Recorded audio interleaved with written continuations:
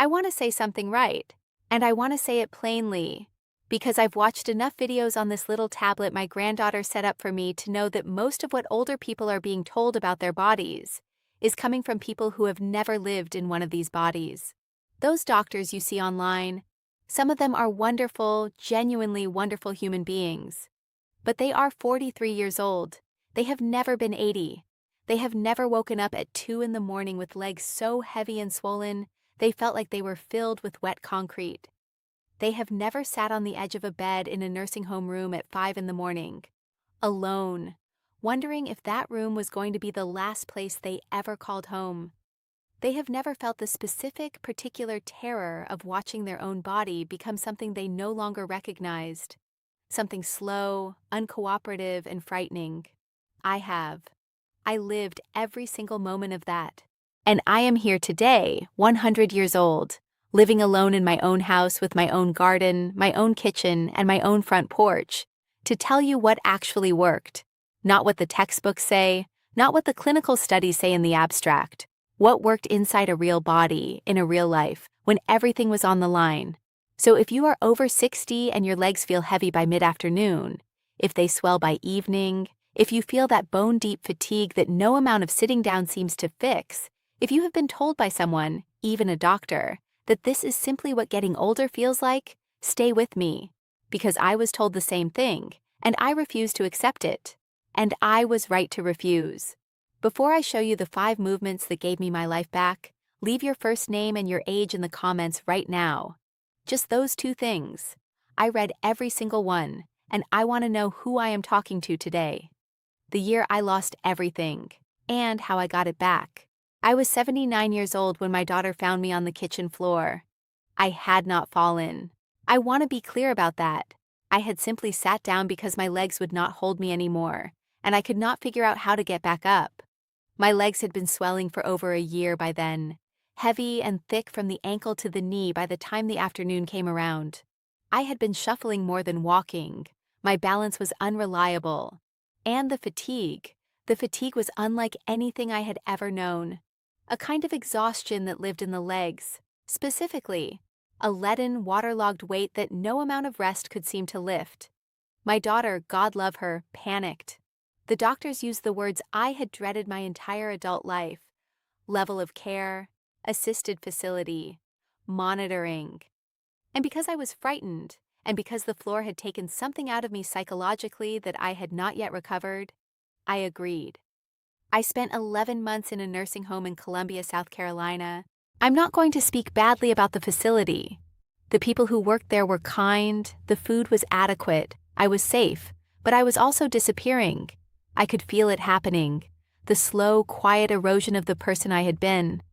When you stop making your own decisions about when to eat, when to sleep, when to have the light on or off, something in you begins to believe that you are no longer capable of making those decisions.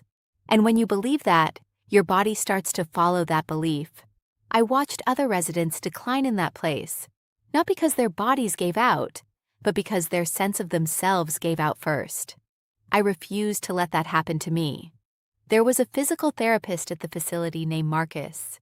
He was young, maybe 30, and he was the first person in 11 months who talked to me like a capable human being, rather than a fragile problem to be managed. He pulled a chair beside my bed one Tuesday morning and said, "Mrs. Callahan, your legs are weak because they have not been properly challenged. The swelling, the heaviness, the fatigue. Your leg muscles are supposed to act as a second heart, pumping blood back up to your body from your feet. When those muscles stop working, the blood pools. That is what you are feeling. And here is the extraordinary thing. You can fix it right here, right now. Starting with movements so simple you will not believe they are doing anything, until you feel the difference." He showed me 5 movements. I did them every day for 4 months. At the end of those 4 months, I walked out of that nursing home on my own 2 legs, and I have not gone back since. That was 21 years ago. These are the 5 movements. Let me show you exactly what he showed me. Exercise 5. Seated ankle pumps. Starting the second heart. Marcus called this one the ignition. He said, before you can ask your legs to do anything harder, You have to remind them that they are still in the business of moving blood. Sit in a firm chair with your feet flat on the floor. Sit up as tall as you comfortably can, not rigid, just upright. Now, slowly lift both heels off the floor, pressing your toes down, and then lower your heels and lift your toes, pressing your heels down. Heel up, heel up, toe up. Slow and deliberate, like the ticking of a very calm clock. Do this for 2 full minutes. It sounds like the most modest thing in the world, but the Cleveland Clinic has documented that this simple pumping motion activates the soleus muscle, which runs deep in the calf. And that muscle is directly responsible for pushing blood from the lower leg back up toward the heart. When it is not working properly, blood and fluid accumulate in the feet, ankles, and calves. That accumulation is the swelling. That pooled fluid under pressure is the heaviness. That starved of circulation tissue is the fatigue. 2 minutes of this, 3 times a day, morning, afternoon, and evening, begins to restore that circulation in ways that will be visible and feelable within days, not weeks. The mistake most people make: they do it too fast, bouncing rather than pumping. Slow it down. The slower and more deliberate the movement, the more fully the muscle activates and the more effectively the blood moves. Marcus said to me, "Mrs. Callahan, you are not trying to win a race. You are trying to start an engine." I still do this every morning before I stand up from my bed. 100 years old, every single morning. 2 minutes of ankle pumps before my feet touch the floor. It is the first thing my legs do every day, and I believe that matters more than most people realize. Exercise 4. Seated knee extensions with a held squeeze. Still in your chair, still completely safe, still giving your cardiovascular system something meaningful to work with. Sit toward the front edge of your chair so your thighs are mostly on the seat, but your knees can bend freely. Slowly extend your right leg until it is straight out in front of you, parallel with the floor. At the top, squeeze the muscles on the top of your thigh, the quadriceps, as firmly as you comfortably can, and hold that squeeze for 5 full seconds. Then slowly lower your foot back to the floor. Repeat on the left side. Alternate for 10 repetitions on each leg. The National Institutes of Health published research showing that quadriceps strength is one of the most reliable predictors of whether an older adult will be able to rise from a chair independently, navigate stairs safely, and maintain gait stability in their 70s, 80s, and beyond. When those muscles weaken, everything downstream weakens with them. Balance becomes unreliable. Walking becomes effortful. The fear of falling begins to dictate the size of your world. The held squeeze at the top of the movement is not decoration. It is the most important part. Isometric contraction, holding a muscle fully engaged for several seconds, recruits the deeper muscle fibers that typical movement misses. And those deeper fibers are exactly what atrophies first in the legs of older adults who have been sedentary. The mistake most people make: they lower the leg before the 5-second hold is complete. They rush. Set a count in your mind. 1, 1,000, 2, 1,000, 3, 1,000. And do not release until you have honored the full 5 seconds. Your muscle will tell you when you have. It will talk to you in a language of mild effort that feels completely different from pain, and you will learn to appreciate that language. Marcus had me doing this exercise twice a day. Within the first 2 weeks, I was in his care, and within 6 weeks, I stood up from a dining chair without using my arms to push for the first time in over a year. I want you to understand what that felt like, standing up independently under your own power after believing that it was gone. There is no supplement in the world that gives you what that moment gives you. Exercise 3. Standing calf raises at the counter. Now we move to standing. I want you to stand at your kitchen counter or behind a sturdy chair with both hands resting lightly on the surface for balance. Not gripping, just resting. You are providing yourself with a safety net, not a crutch. Stand with your feet roughly hip-width apart. Slowly rise up onto your toes, lifting both heels as high as they will comfortably go. Hold at the top for 2 seconds. Then slowly lower your heels back to the floor. That is 1 repetition. Do 15 of them. Rest for 30 seconds. Then do 15 more. Harvard Health Research and multiple studies published in the Journal of Applied Physiology have demonstrated that regular calf raises significantly improve venous return, the efficiency with which blood travels from the lower extremities back to the heart, and reduce the fluid accumulation in the legs that causes the swelling and heaviness that so many people in their 70s and 80s accept as simply inevitable. They are not inevitable. They are a symptom of underused muscles. And underused muscles can be rehabilitated at any age. The research is clear on this.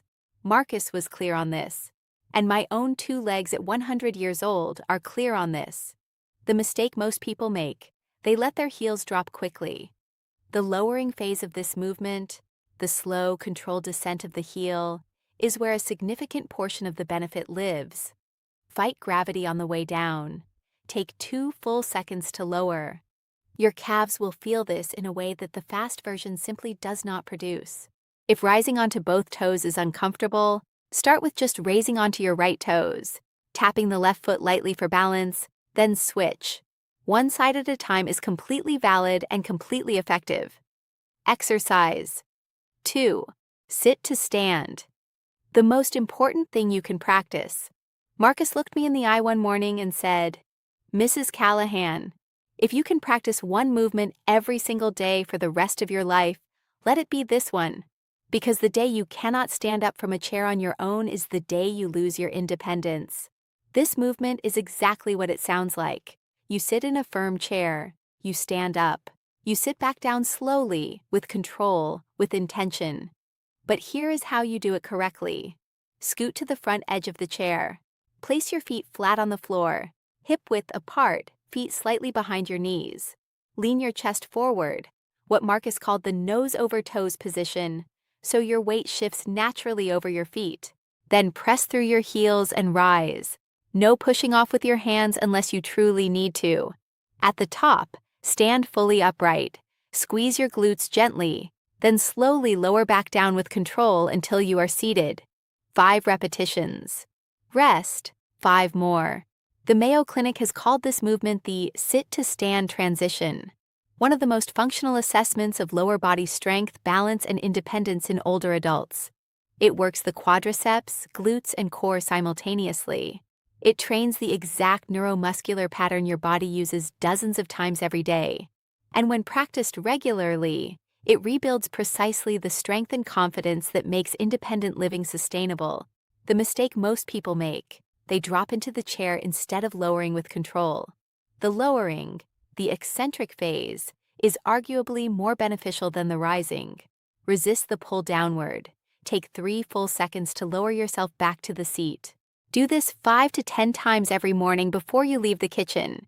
Use the kitchen chair. No special equipment, no gym, just you and a chair and the daily practice of getting up under your own power. When I left that nursing home, I could do 3. Today, I do 15 without stopping. The progression is real, and it is available to anyone who shows up for it consistently. Exercise. 1. The walking sequence, bringing it all together. The final movement is not one position, but a sequence, a way of moving through the first 10 minutes of your morning that integrates everything above and adds the most powerful ingredient of all: forward motion with intention. Here is how it works. First, do your ankle pumps for 2 minutes seated before you stand. Then, stand up from your chair using the sit-to-stand technique. At the counter, do 10 calf raises. Then begin walking slowly, deliberately, with attention to how your foot rolls from heel to toe with each step for at least 5 minutes through your home. Down the hallway and back, through the living room, around the kitchen. Not fast, not purposefully slow either. Just moving, awake, present. This sequence does something that no single exercise can accomplish alone. It restores the full circulation loop, from the ankle pumps that activate the deep calf muscles, to the calf raises that reinforce venous return, to the sit-to-stand that fires the larger muscle groups, to the walking that ties the entire system together and trains it to function as it was designed to function. Marcus told me, "Your legs want to work. They have always wanted to work. They just need you to ask them." I have asked mine every morning for 21 years. They have never let me down. The secret gift, the part nobody else is going to tell you.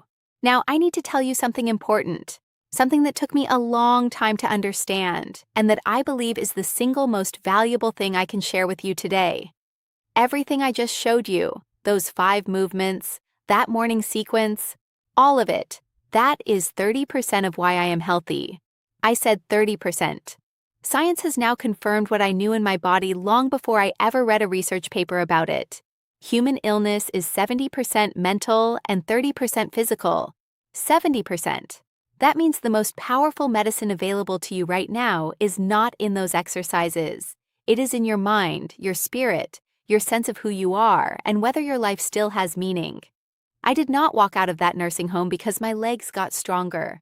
My legs got stronger because I decided, with every fiber of my being, with a ferocity that surprised even me, that I was not finished, that I still had things to do and people to love, and mornings to wake up in my own home and call my own. That decision came first. The legs followed. This is not motivational language. This is physiology. When the brain believes that the body has purpose, it releases different chemistry. Inflammation decreases. Immune function improves. Pain signals are modulated differently. Tissue heals more effectively. Sleep deepens. The entire biological orchestra begins playing in a different key when the conductor, which is your belief in the value of your own life, steps up to the podium. So here is what I am asking you to do. And I am asking you as seriously as I have asked anything in this conversation. Be honest with yourself. Completely honest. If you are lonely, say so out loud, even if only to yourself. If you are frightened, name the fear. If you have begun to believe somewhere deep and quiet that your best days are behind you, and that you are waiting more than you are living, I need you to challenge that belief today, not tomorrow today, because that belief is more dangerous to your health than any swollen leg or heavy calf ever was. And then this is the part I feel most strongly about. Find someone to give yourself to. After I returned home from the nursing home, I started a Tuesday morning telephone check-in with 4 other women from my neighborhood who were living alone. Just a phone call, 20 minutes. How are you? What did you eat yesterday? Did you do your exercises? What are you grateful for today? 4 women, 20 minutes every Tuesday. Within 3 months, all 4 of us reported sleeping better, hurting less, and feeling more alert than we had in years. No new medications, no new therapies. Just the chemical and neurological effect of feeling responsible for someone else's well-being and of knowing that someone else was holding space for yours. Purpose is not a luxury, it is a biological need. When you feel genuinely needed, not as a burden to be managed, but as a person whose presence in the world makes a concrete, specific difference to another human being, your body responds as though it has received the most powerful medicine in existence, because it has. Find the person in your life right now who needs a phone call. Make it. Find the neighbor who stopped coming outside. Knock on the door. Find the new family at your church who does not know anyone yet. Introduce yourself. Bring the casserole. Offer the ride. Show up to sit with the person who needs to be sat with. You will sleep better that night. I promise you. Nurture your faith with the same consistency that you do these exercises. Pray or be still, or simply sit quietly for 10 minutes before the day begins, and let yourself be honest with God, or with whatever name you have for the deepest truth in your life. I have done this every morning for as long as I can remember, and I believe it is the reason I have been able to carry difficulty without being destroyed by it. The patience that keeps you showing up on the mornings when your legs ache and your motivation is low, that patience does not come from willpower. It comes from something quieter and steadier than willpower. Tend it. Water it. It will not let you down. My name is Dorothy Mae Callahan. I am 100 years old.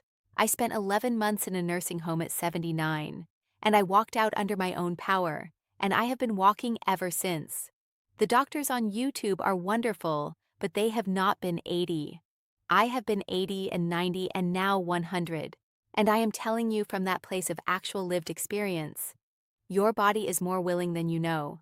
Your spirit is more resilient than you have been given credit for.